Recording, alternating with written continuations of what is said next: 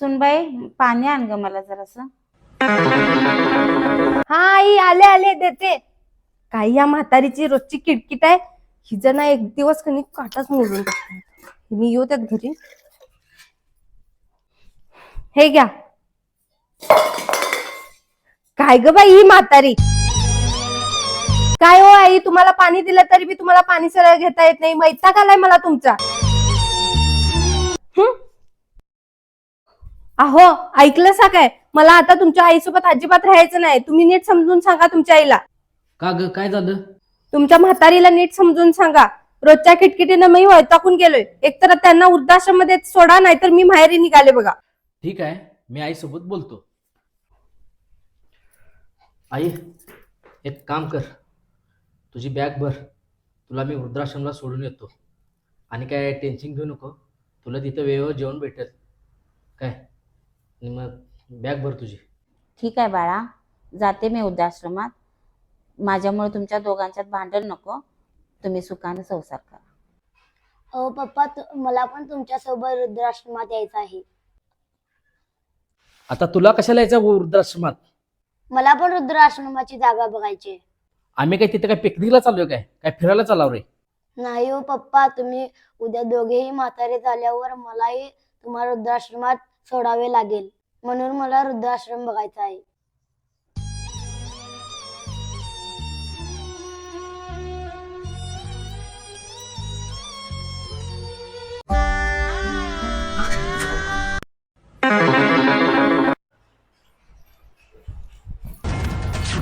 हा काय पोशा तुझ्या आई वडिलांनी दिलेला नाही हुंडा म्हणून लग्नात.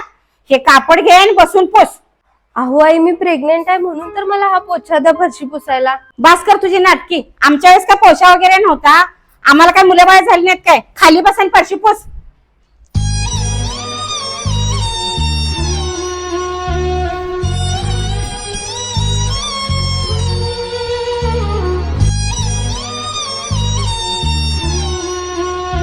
काय ग वैभवी, हे काम तू का करत आहेस? अरे तू प्रेग्नेंट आहेस आणि तू बसून का फरशी पुसत आहेस? आणि पोचा काय झाला? अहो आलात तुम्ही. बसा मी तुमच्यासाठी चहा करते. अगं थांब वैभवी, डोक्याला का बांधलीस गे तू? अहो काय नाही मग जरा डोकं दुखत होतं म्हणून डोक्याला बांध. थांब बघू. अगं ताप आलाय की ग तुला? आणि ताप येऊन पण असली कशाला कामं करतायस तू?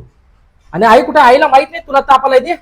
अहो आईला माहित नाही की मला बरं नाही आहे ते. मी ठीक आहे, एवढं पण काय नाही झालं, फक्त डोकं दुखते. थांब, तू हे काय आता काम करू नकोस. मी तुला आई सोबत दवाखान्याला पाठवतो, समजलं? थांब आईला बोलवतो. आई, ए आई जरा ये इकडं. काय रे, काय झालं आल्या आल्या ओरडायला? अगं आई वैभवीला खूप ताप आलेला आहे आणि तिला ताप येऊन सुद्धा ती फरशी पुसत आहे. आणि तू तिला थोडी मदत तर करत जा, जेणेकरून तिला थोडी मदत तर होईल. वा रे वा, तुझं लग्न करून दिल्यापासून काय तू तर काय बायकोचा बैलच झालायस की. ह्या वयात आम्ही काम करायची काय? माझं गुडघं दुखत्यात, मी काय काम करत नाही. बरं ते जाऊ देत, मला आणि परत कामावर जायचं आहे, माझी मीटिंग आहे. तू वैभवीला घेऊन दवाखान्याला जाशील का? नाही रे बाबा, मी काय दवाखान्याला ते नेत नाही. तुझी बायको तुझं तू बघ. ती जी काम करायला लागतं तर नाटकी असतात सगळी. बास कराय, तू हे काय बोलालीस? माझं मी माझ्या बायकोला दवाखान्याला घेऊन जातो, पण तू एक गोष्ट लक्षात ठेव, लोक जे बोलतात ते बरोबरच बोलतात. सासू ही आईची जागा कधीच घेऊ शकत नाही आणि आज तू हे सिद्ध केलीस, एवढं लक्षात ठेव.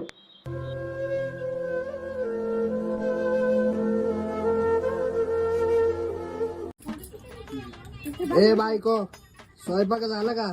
जेवायला वाढ मला. शेण खा मेल्या, डुक्कर तोंडाचा सकाळपासून गेलाय, आता उगवलाय. जेवायला द्यायला चिळायला काम ना धंदा डोक्याला ताण. होय हो, हे रस्ता कुठे जातो? दिवसा तर हिथच असतोय, मग रातचा कुठे जातोय काय माहिती. काय माणूस की हाय का नाही? शिकला सवरलेला माणूस दिसतोय आणि अडाणी पर्याचं सॉंग घेतोय वे. हा एवढा मोठा मोबाईल आहे की मॅप बीप बघायला येत नाही वे. चांगली चांगली माणसं म्हणता म्हणता येडीच झाले दिका. अहो सासूबाई, पाहुणं तरी यायला लागलेत आणि गॅस संपला. आता कसं जेवण बनवू? मग काय पाहुण्याशी उपाशी ठेवतेस? त्यातले 4 शेणी घेऊन जेवण बनवलं जा चुलीवर. चुलीवर?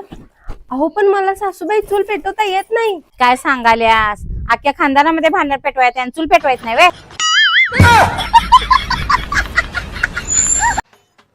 हे मेलं नेटवर्कचं नाही तेव्हा राहतंय नाही तेव्हा उठतंय. हॅलो, कुठं मेलायस? काय झालं म्हणजे? बाहेरचं युद्ध चालू होतं तोपर्यंत तर ठीक आहे, पण ते युद्ध बघून तुझ्या आईने माझ्या मागं युद्ध चालू केलं हे काय आपल्याला पटलेलं नाही. मला म्हणते जा किराणा घेऊन ये, जा पेट्रोल घेऊन ये. किराणाचं ठीक आहे, पेट्रोल मी कोणाच्या आईच्या गाडीत भरू? गाडी आहे का आपल्याकडं? मग हे कोण सांगणार तुझ्या आईला? तू सांगतो का मी सांगू माझ्या भाषेत? हा, मला म्हणते जा पापड कर, जा कुरड्या कर. अख्ख्या महाराष्ट्रात आपल्याच घरात भिकायला लागणार आहे का? हा, आत्ताच्या आत्ता घरी आहे, नाहीतर आमच्या दोघीत महायुद्ध होईल आणि तू भाषणात जाशील. ठेव फोन. जा ना, मरणाचे कपडे आवरून घे ना, किती दिवस माझ्या भरोशावर. ये मेल्या इकडे ते नाम्याच्या दुकानात जा, 1 किलो हरभऱ्याची डाळ, अर्धा किलो गूळ आणि मला एक मिसरीचा पुडा घेऊन ये. त्यातले 2 रुपये उरतील ना, त्याचं तू चॉकलेट खा. जा बाळ लवकर ये, आपल्याला गुढी उभारायची. जा. आणि ऐक, नाम्या काय करतो? तुझा काय आजा लागून गेला का? नाम्या काका म्हण, नाम्या दादा म्हण. काही वळण लावले का नाही? मी इज्जत घालवायचे काम करते. जा पटकन ये. इकडे काय सांगितलं आणायला? अर्धा किलो डाळ नाही, 1 किलो डाळ. माझी चप्पल कुठे? भंगार विकून दिवस काढणारेस मेल्या. माझ्या मेहनतीचा पैसा असा उडवणारेस. ते बापन मेले, त्याला किराणा आणायला सांगितलं, दारूच्या बाटल्या घेऊन येत आहे. काय सांगितलं आणायला तुला? 1 किलो हरभऱ्याची डाळ, अर्धा किलो गूळ आणि मला मिसरीचा पुडा. त्यातले 2 रुपये उरतील ना, त्याची चॉकलेट खा. लवकर ये. काय झालं म्हणजे? घरातला सिलेंडर संपलाय. असं कसं म्हणजे? ते कसं आहे माहितीये का? सिलेंडर मला म्हणत होता, मॅडम मी गॅस सोडू. मी म्हटलं आलाय मूड, झालाय मूड तर सोडा.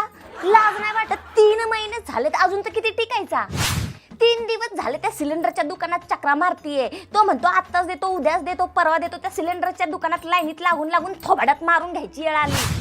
आताच नंबर येईल, तेव्हाच नंबर येईल. वाट बघता जेव्हा नंबर आला तेव्हा कळालं कोणतरी आपल्या नावाने भलतं सिलेंडर घेऊन गेले. त्याला म्हटलं भैया ऐसा कैसा? तो म्हणतोय दीदी मुझे नहीं पता कैसा. डोक्यात त्याच्यात दगड टाकायची इच्छा झाली होती, पण काय करणार? सिलेंडर देणार तेवढा एकटाच होता ना, डुक्कर तोंडाचा.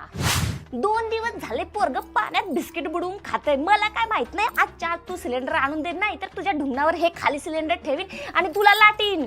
डुक्कर तोंडाच्या. ठेव फोन. काही जबाबदारीच नाही या माणसाला.